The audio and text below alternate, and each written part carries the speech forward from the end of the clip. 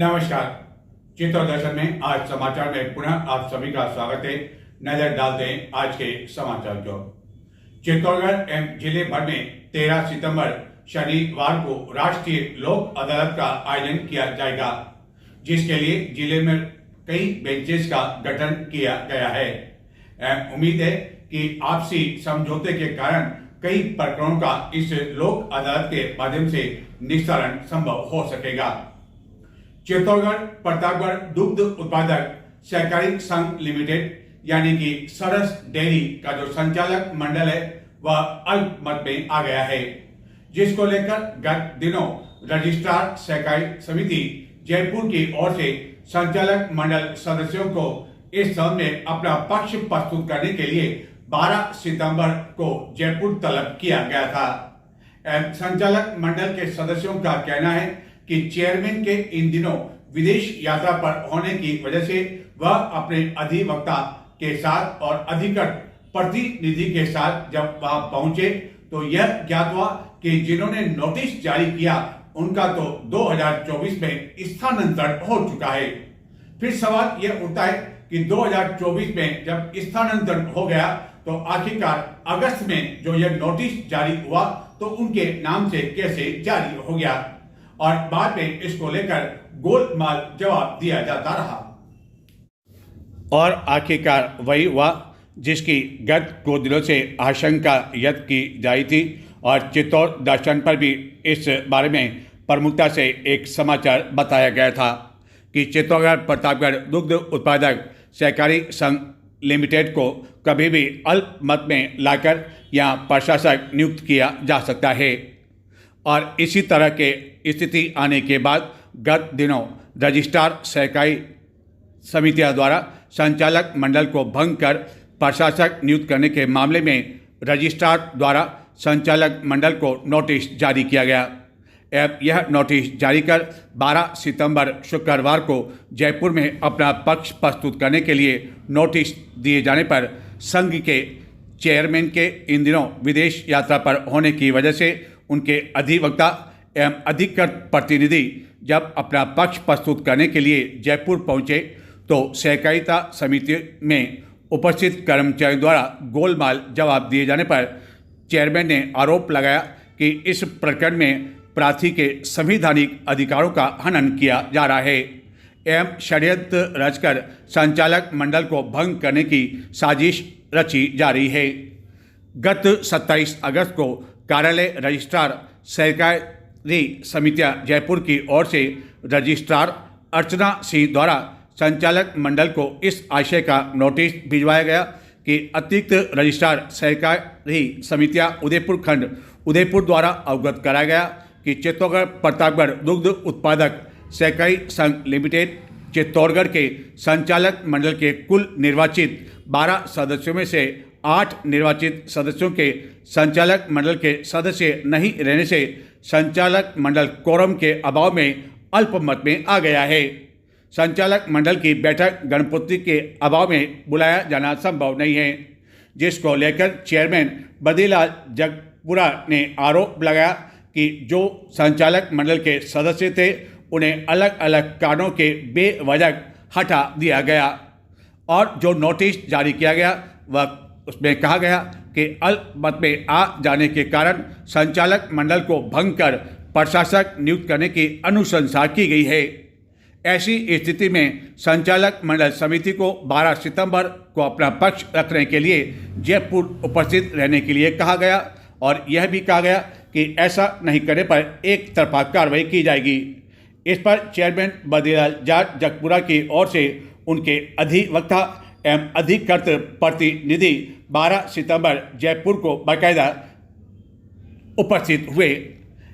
लेकिन जब वह उपस्थित हुए तो वहां ये बताया गया कि नोटिस जारी करने वाली रजिस्ट्रार अर्चना सिंह का तो 2024 में ही स्थानांतरण हो गया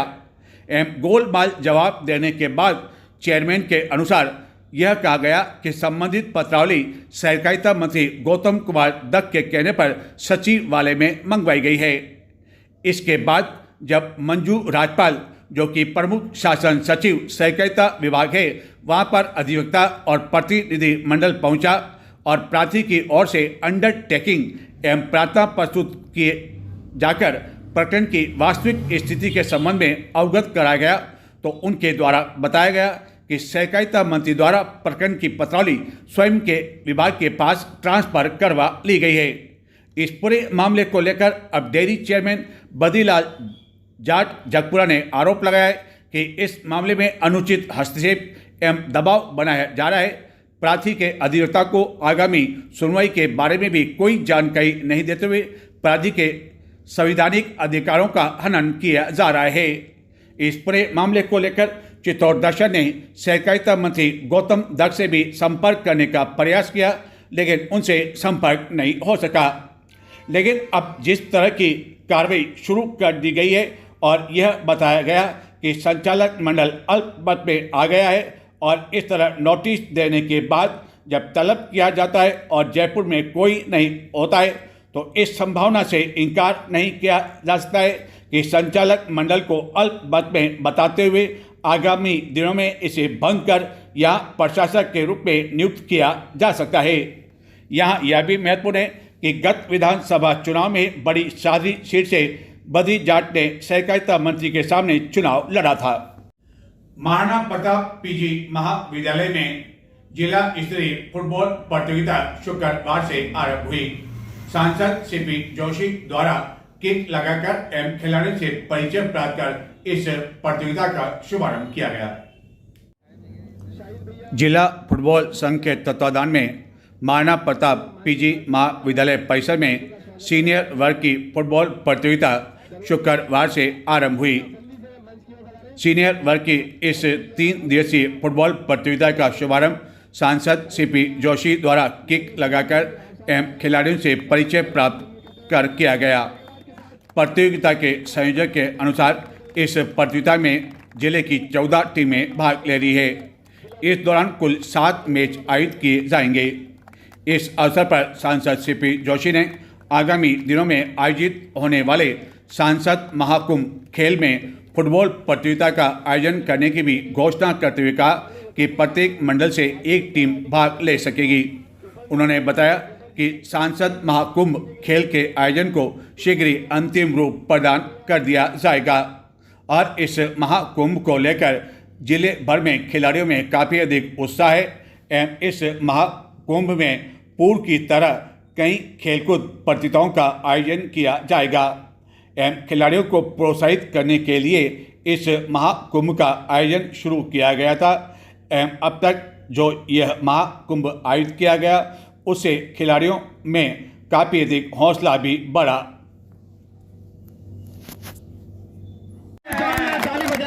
फुटबॉल का भी गेम सांसद खेल महोत्सव में होगा। मैं समस्त अतिथियों का, क्योंकि तो उद्घाटन सुबह होना था, साहब दिल्ली थे, लेकिन खिलाड़ियों की इच्छा थी कि उद्घाटन साहब के माध्यम से ही होगा, तो थोड़ी धूप तो है, लेकिन आज 14 टीमें आई है, 7 मैच होंगे, 3 दिन तक टूर्नामेंट चलेगा और आपका आशीर्वाद हमेशा फुटबॉल खिलाड़ियों पर रहा है, आगे भी बना रहेगा। आप यहाँ पर हमारे प्रधान साहब भी आ गए हैं, जोरदार ताली हो जाए। प्रधान जी खिलाड़ी बहुत देर से धूप में खड़े हैं, खिलाड़ी और धूप का तो रिश्ता है, कभी नहीं छोड़ा, इसीलिए जानदार शानदार प्रतियोगिता यहाँ हो रही है। मैं आप सबको बहुत बधाई और शुभकामना देता हूँ, क्योंकि ये गेम ऐसा, फुटबॉल एक ऐसा गेम है, क्रिकेट कुछ देशों में खेला जाता है, लेकिन फुटबॉल एक ऐसा गेम है जो दुनिया के सबसे लोकप्रिय कोई खेल है, जो पूरी दुनिया में खेला जाता है, वो है फुटबॉल। तो आप सब लोग अच्छा खेलें, क्योंकि मुझे यहाँ लगातार आप लोग, श्रवण सिंह जी ने और आप लोगों ने पहले भी कोई टूर्नामेंट हुआ था तब आने का मौका मिला था, और अभी आज फिर से आए हैं। स्कूल और डीके भी खेलते हैं क्या? आप सबको बहुत बहुत बधाई, शुभकामनाएं। गायब कब से हुआ ये नहीं बोलूंगा, आप अच्छा खेलें। और मैं हमारे अध्यक्ष जी से कहूंगा कि जो सांसद खेलकूद प्रतियोगिता में वॉलीबॉल खेल रहे हैं, हम रस्साकूद भी खेलेंगे और भी कई खेल खेल रहे हैं, कबड्डी भी है, तो उसमें पूरे लोकसभा के, तो उसमें एक मंडल से एक टीम फुटबॉल की भी आ जाए, ताकि इसका भी एक अच्छा खेल हो जाए, क्योंकि हर पंचायत में तो नहीं खेला जाता, लेकिन 10-12 पंचायतों की मिलकर एक टीम बन सकती है, ताकि 60 टीमें आ जाएगी तो इसका एक अच्छा सा कंपटीशन हो जाएगा और इससे ऊपर जाना है तो उपखंड स्तर की एक टीम। सबको बहुत बहुत बधाई, शुभकामनाएं। आप अच्छा खेलें, शानदार खेलें, जानदार खेलें। आप सबको बहुत बहुत बधाई, धन्यवाद। चित्तौड़गढ़ के सांसद सीपी जोशी को गत दिनों भारत आत्मनिर्भर अभियान के लिए राष्ट्रीय सह संयोजक बनाया गया एवं यह सह संयोजक बनाए जाने के बाद दिल्ली से शुक्रवार को लौटने पर भाजपा कार्यकर्ताओं ने गर्मजोशी के साथ उनका स्वागत किया। चित्तौड़गढ़ के सांसद एवं पूर्व प्रदेश अध्यक्ष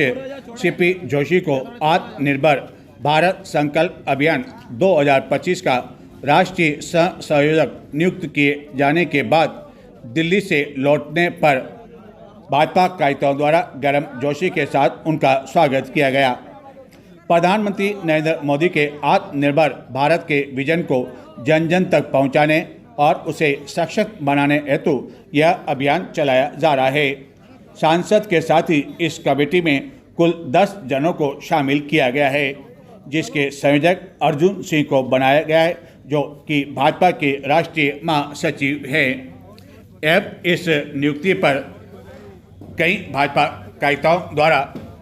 सांसद सीपी जोशी को उपरना ओढ़ाकर एवं पगड़ी पहनाकर उनका स्वागत करते हुए इसे एक बड़ी उपलब्धि बताया गया।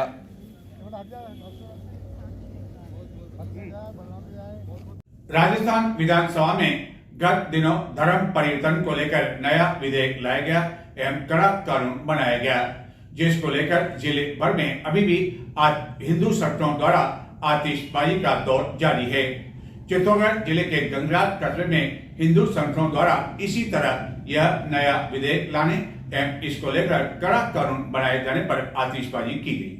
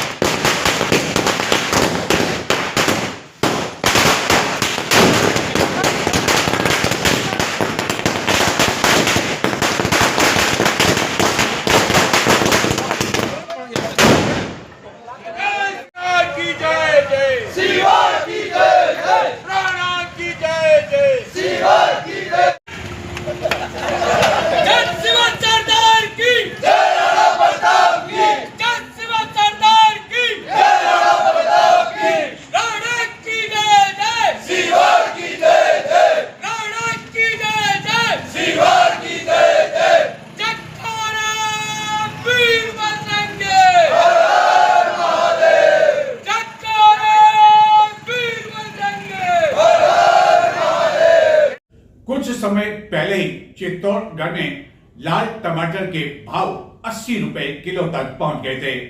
एवं यह लाल टमाटर और अधिक अपना रंग दिखाने लगा था। लेकिन इसी लाल टमाटर के भाव शुक्रवार को इतने लुढ़के कि टमाटर के होलसेल के भाव 10 से 15 रुपए प्रति किलो आकर रह गए। दरअसल टमाटर की काफी अधिक आवक होने की वजह से टमाटर के भाव में एकदम गिरावट आ गई। ज़्यादा समय नहीं हुआ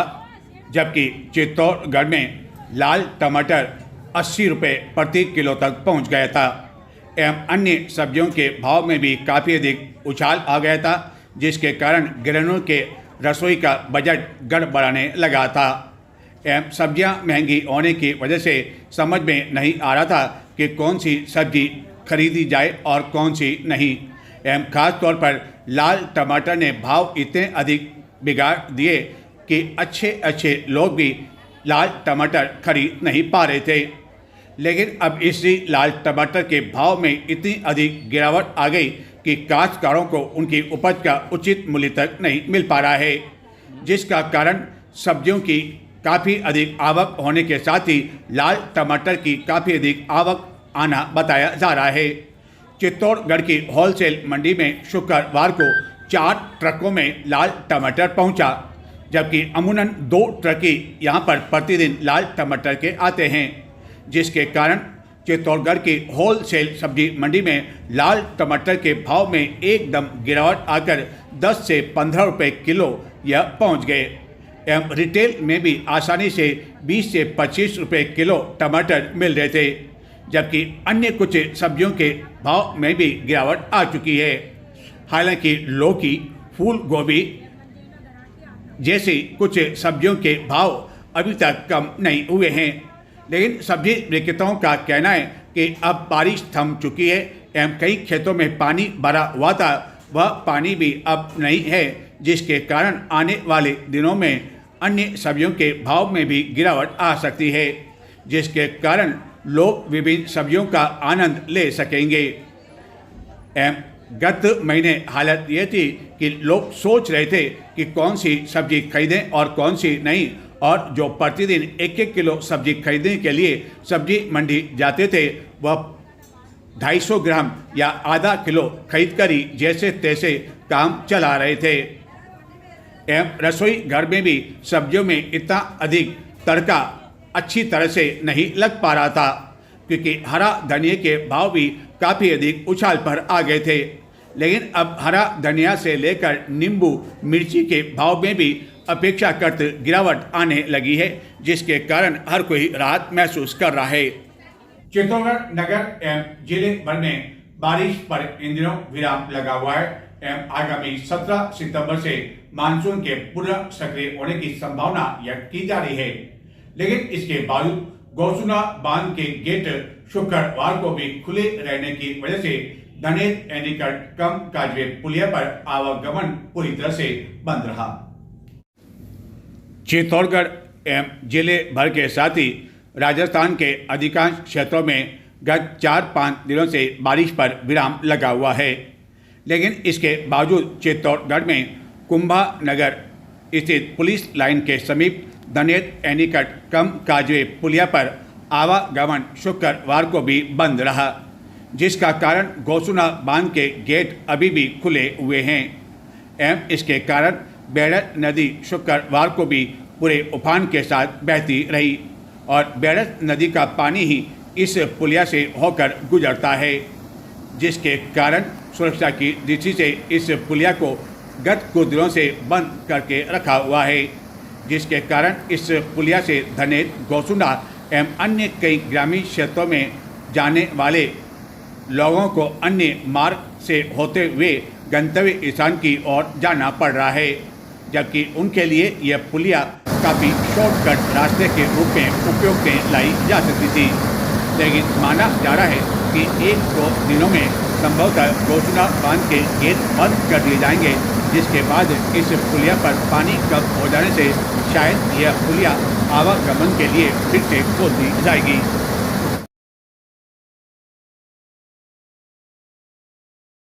नई अफीम नीति की केंद्र सरकार ने घोषणा कर दी। हालांकि इसमें कोई बड़ा बदलाव नहीं किया गया है, लेकिन जो एक बदलाव सबसे बड़ा पारदर्शिता लाने के लिए किया गया है वह यह कि जिन काश्तकारों को अफीम के पट्टे दिए जाएंगे, लाइसेंस दिए जाएंगे, उन्हें अब मुखियाओं एवं बिचौलियों के चक्कर काटने के लिए मजबूर नहीं होना पड़ेगा एवं उन्हें अपने मोबाइल पर ही यह लाइसेंस मिल सकेंगे। और इसके लिए एक नया कदम भी उठाया गया है और इससे काश्तकारों को काफी राहत मिल सकेगी, क्योंकि पहले पट्टा मिलने पर जब वह मुखियाओं और बिचौलियों का चक्कर लगाते थे तो उन्हें लाइसेंस के लिए कुछ पैसे देने पड़ते थे। बताते हैं आखिरकार क्या किया गया है नई अफीम नीति में बदलाव और किस तरह लागू की गई यह नई अफीम नीति।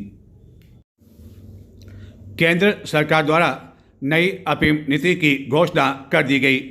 जिसमें कोई बड़ा बदलाव तो नहीं किया गया, लेकिन बिचौलियों एवं मुखियाओं पर अंकुश लगाने के लिए पहली बार अफीम काश्तकारों को लाइसेंस के लिए किसी के पास जाने की आवश्यकता नहीं पड़ेगी एवं उन्हें घर बैठे लाइसेंस मिल जाएगा। नई अफीम नीति के तहत ऐसे किसान जिन्होंने फसल वर्ष 2024-25 के दौरान अफीम पोस्ट की खेती की हो या प्रति हेक्टेयर 4.2 किलोग्राम से कम मार्फिन की औसत उपज पेश नहीं की हो, ऐसे किसान जिन्होंने इससे संबंधित प्रावधान के अनुसार केंद्रीय स्वापक ब्यूरो की देखरेख में फसल वर्ष 2022-23, 2023-24, 2024-25 के दौरान अपनी संपूर्ण पोस्त की फसल की जुताई की हो, परंतु जिन्होंने इसी तरह की फसल वर्ष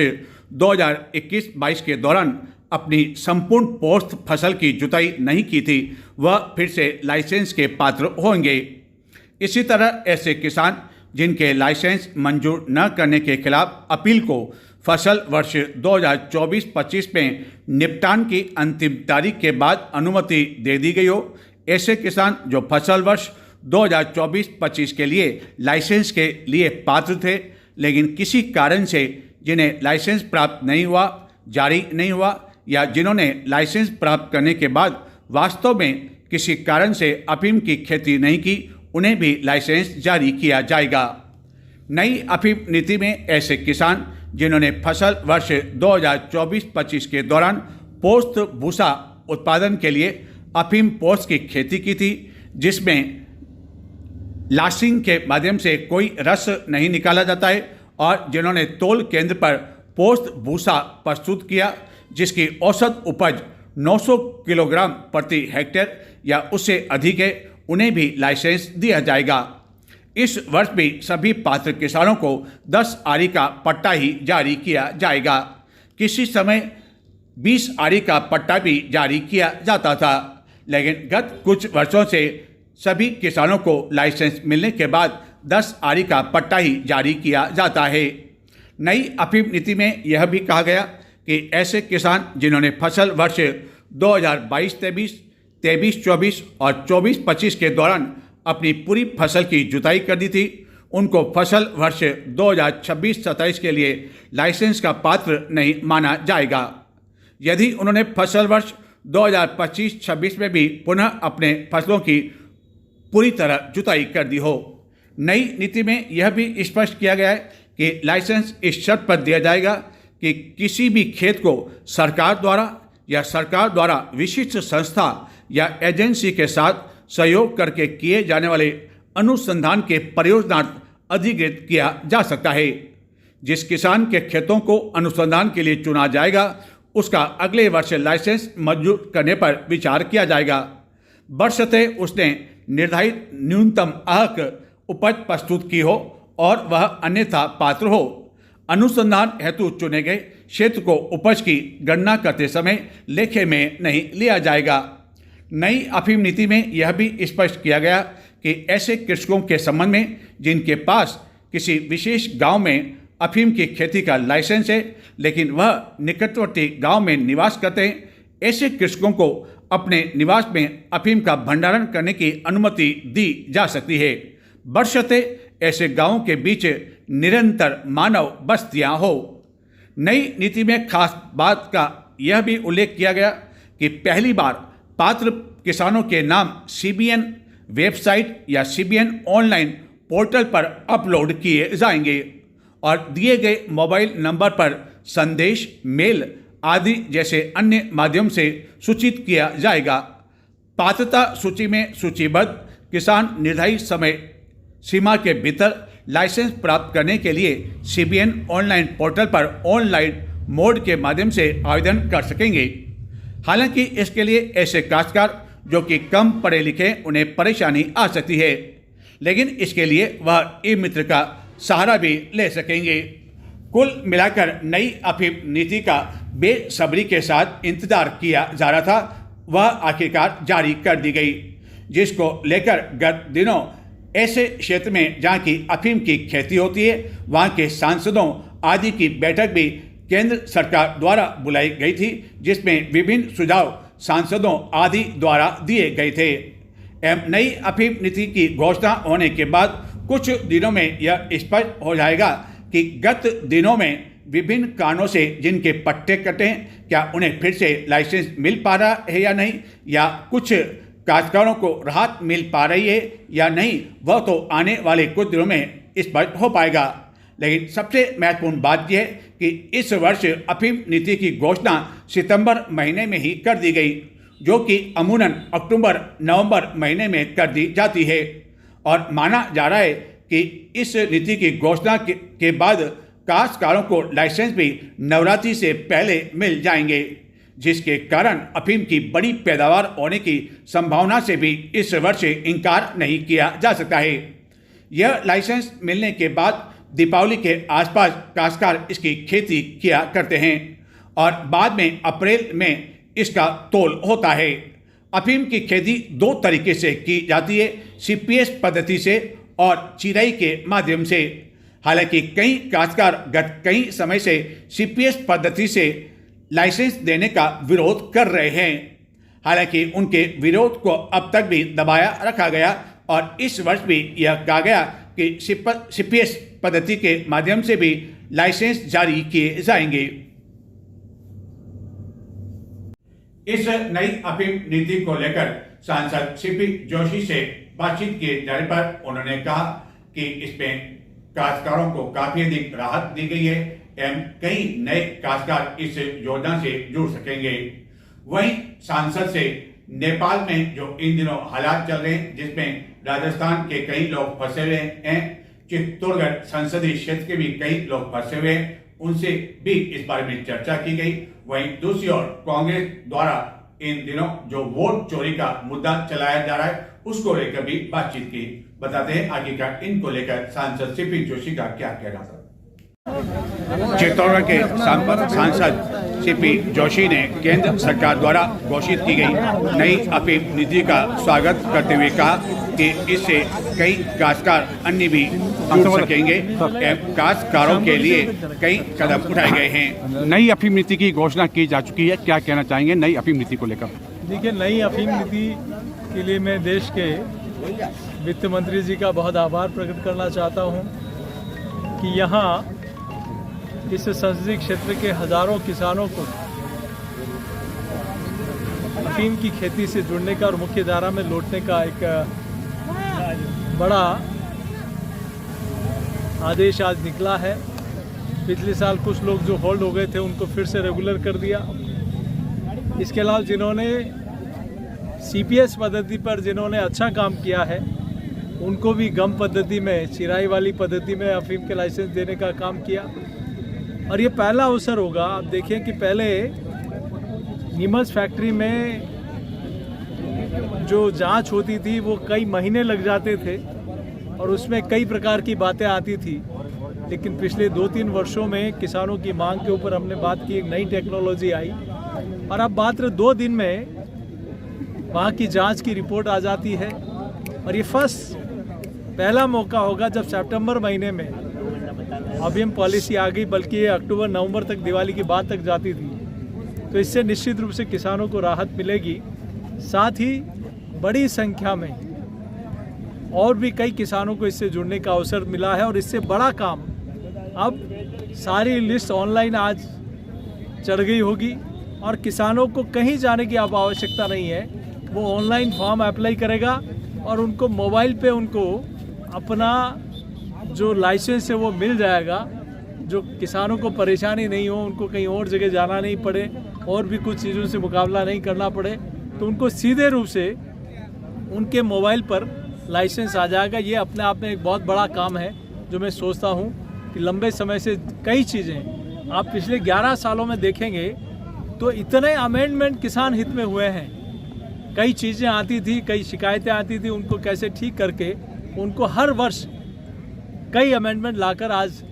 इस दिशा में पहुंचे हैं कि 2014 में मात्र 18,000 लाइसेंस बच रहे थे, आज वो बड़ी संख्या में लाइसेंस पिछली पॉलिसी में 1,08,000 के आसपास पहुंच गए। अभी इस वर्ष एक बड़ी संख्या, चूँकि आज वो पूरी सूची आ जाएगी, तो मैं सोचता हूँ और भी कई किसानों को इससे जुड़ने का अवसर मिलेगा। आपके द्वारा मांग की जा रही थी गत कई समय से ऑनलाइन को लेकर, जिसमें आपको सफलता मिली है, क्या आपको लगता है कि इसमें बिचौलियों को और जो मुखियाओं की भूमिका है उस पर अंकुश लगेगा? देखिए, निश्चित रूप से आप ओपीएम फैक्ट्री का भी कुछ इशू आए थे, तो हमने फिर इसको बड़े स्तर पर ऊपर उठाया था और उसका नतीजा ये रहा कि अब कौन किसान का सैंपल किसके पास जाएगा, किसका सैंपल है किसी को नहीं पता, QR कोड के आधार पर होता है। तो आज इतनी पारदर्शिता हो गई, उससे क्षेत्र के लोगों की तरफ से बात आती कि नहीं, ऐसा पहली बार हुआ है और 2 दिन में रिजल्ट आ जाना, इससे स्पष्ट संकेत। और ये जो ऑनलाइन का मैं बता रहा हूँ, ये अपने आप में एक बहुत बड़ा रिफॉर्म है। किसान को कहीं जाने की आवश्यकता नहीं पड़ेगी, किसान को घर बैठे उनको लाइसेंस मिलेगा, ताकि कई प्रकार की जो बातें आती है उनसे मुक्ति मिले। पड़ोसी देश जो नेपाल के जो हालात हैं, राजस्थान के कई लोग फंसे हुए हैं, आपके चित्तौड़गढ़ संसदीय क्षेत्र के लोग भी कई फंसे हुए हैं, वल्लभनगर के कुछ लोगों को आपने लाने में सफलता हासिल की, अन्य के बारे में क्या भूमिका कदम उठाए जाएंगे? देखिए, निश्चित रूप से जहाँ जहाँ से मैसेज आता है हम निश्चित रूप से उचित स्तर पर बातचीत करके उनको यहाँ सुरक्षित लाने के लिए प्रयास करें। कांग्रेस द्वारा इन दिनों वोट चोरी का मुद्दा भी पूरे देश में जोर शोर से उठाया जा रहा है एवं खास तौर पर कांग्रेस नेता राहुल गांधी द्वारा लगातार इस मुद्दे को उठाया जा रहा है। इसको लेकर सांसद सीपी जोशी से पूछे जाने पर उन्होंने कहा कि क्यों होता है कि किसी मृत व्यक्ति का सूची में नाम नहीं हो, किसी विदेशी व्यक्ति का नाम सूची में नहीं हो, जो 18 वर्ष का हो गया पात्र व्यक्ति उसका नाम हो, तो यही तो इलेक्शन कमीशन कर रहा है। जो मांगे पहले ये कभी उठाते थे कुछ लोग, वही तो काम हो रहा है। कांग्रेस पार्टी ने पार्लियामेंट में इस विषय को उठाया, कई दिनों तक संसद को नहीं चलने दिया। मैं उनको ये कहना चाहता हूँ कि लोकसभा अध्यक्ष जो माननीय बलराम जाखड़ जी थे, कांग्रेस पार्टी के आजीवन सदस्य रहे, उन्होंने स्पष्ट रूप से कहा कि किसी अन्य संवैधानिक संस्था पर चर्चा पार्लियामेंट के अंदर नहीं हो सकती। लेकिन उसके बावजूद देश को गुमराह करने के लिए कई दिनों तक संसद में हंगामा करने का काम किया। आज पवन खेड़ा जी के, उनकी वाइफ के दो पहचान पत्र बने हुए मतदाता सूची में नाम है, तो क्या ये ठीक नहीं होना चाहिए? तो यही, क्या कोई विदेशी नागरिक भारत के नीति निर्धारण में और वोट डालने का अधिकार उसको मिल जाए, कोई मृत व्यक्ति का भी नाम सूची में हो जाए? तो यही सुधार का काम इलेक्शन कमीशन कर रहा है, लेकिन कुछ लोगों को दर्द है तो इसीलिए वो चिल्ला। तो ये थे आज के समाचार, मुझे आगे दें, नमस्कार।